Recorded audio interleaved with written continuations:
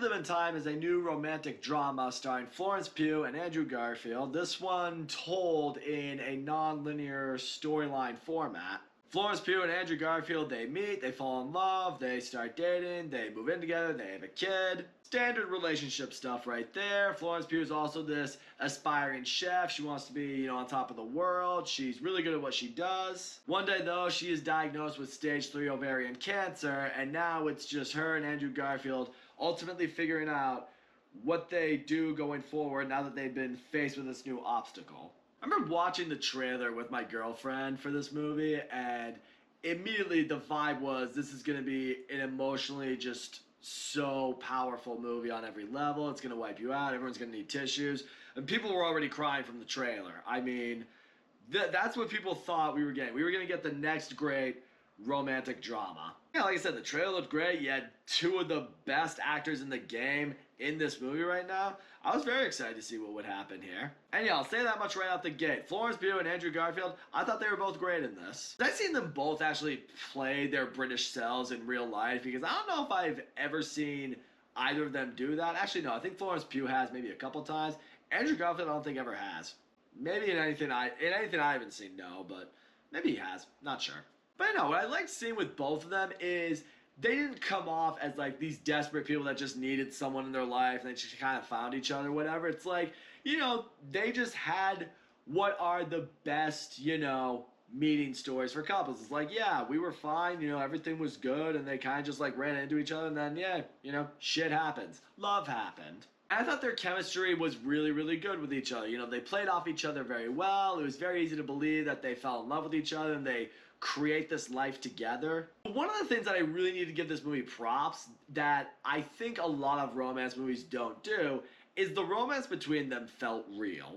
Not just the romance itself, but the story. It's like most romance movies that you watch are completely insane, completely unrealistic. It's why I give The Notebook such a hard time. It's like, yeah, it's a good movie, but that shit doesn't happen in real life, and that doesn't exist. That's in the movies. They had like a real, actual relationship here. It's like neither of them are perfect. Neither of them are like gonna pick up the other ones. They both had their shit. Like, I really liked seeing them have their arguments, have their fights, have their, troubles about what they're dealing with and not exactly knowing entirely how to help the other. Or having their questions in their mind. It's like, is this the person for me for the rest of my life? It's like, I kind of want this. And another one's kind of like, but I want this in the future. It's like, well, I don't know if that can coincide together. I mean, those are real conversations and real arguments that every couple has with each other. I mean, every couple that like ends up together forever, I guarantee you can sit down with both of them and be like, there was a point where they kind of hit a fork in the road and maybe they asked themselves like, okay, can we go down the same path together, or is this where we need to split off?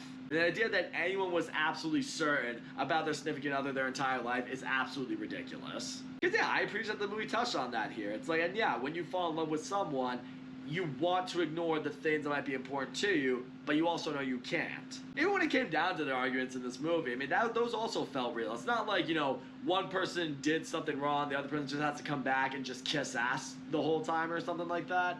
A lot of times it's like, look, I reacted in an improper way, I am sorry, but you also did this, and that's also not cool. Because again, that's also real life. Anytime a couple gets into an argument or a fight or whatever it is, most of the time, two people were at fault. I've never liked the idea of in romance movies, like someone does something wrong, and that's to kind of go and win the other back. I mean, because real life relationships aren't really like that. Like, typically, something happens, and yes, maybe one person is at fault, really, but another person also probably had something to do with that thing. It doesn't maybe make what the other person did okay. It just means, both sides had a hand in causing this problem. So yeah, both performances were great, and the movie felt very real when it came to relationship aspect of this movie, and I really appreciate that. Getting to some of the flaws I have with this movie though, okay, I'm gonna say this, I wasn't a fan of the non-linear storyline that they used here, because it frequently did a lot of different times. It was like, okay,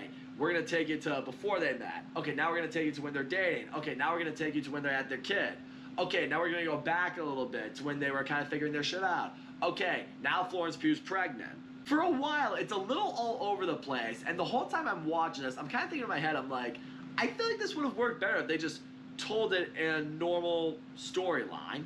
Not that I have anything against non-linear storylines. I mean, hey, Pulp Fiction is one of my favorite movies ever made, and that movie's all over the fucking place. Some movies can undeniably pull it off. I don't really think this one did.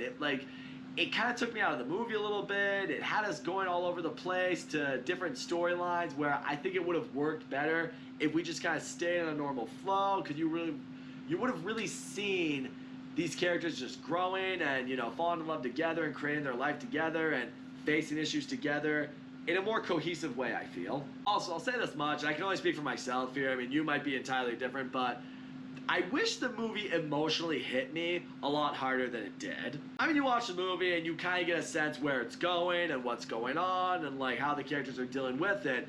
But that trailer made me think it was just gonna rip my fucking heart out. Now, admittedly, I'll tell you right now, I'm not a very overly emotional person. I don't cry very much. I certainly don't really cry that much when it comes to movies. But I really did feel like this was going to be one of them. I saw the trailer and I was like, it's gonna absolutely just floor me.